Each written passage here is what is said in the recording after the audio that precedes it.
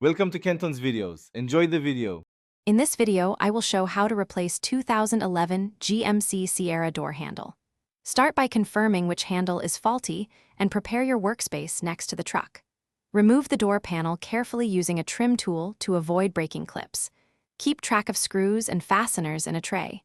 Test the window and lock functions before removing linkage. Work methodically and test the new handle before reassembling the panel. Start by removing all visible screws and small trim pieces that hide fasteners around the door. Use a plastic trim tool to pry the panel loose from the clips without damaging paint. Carefully lift the panel up to unseat it and reach behind to unplug the window and lock connectors. Place the panel on a soft surface and organize the screws so reassembly is quick and error-free. If you are finding this guide helpful, please subscribe and like to support more practical truck tutorials.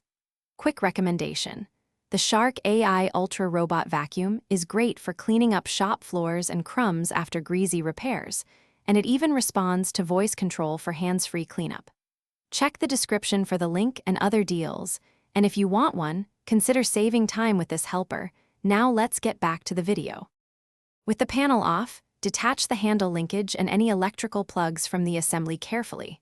Remove the mounting bolts holding the handle and extract the old part through the access opening.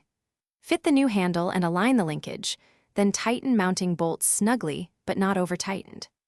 Reconnect electrical plugs and test the handle, lock, and window for correct movement before reinstalling the door panel and final screws.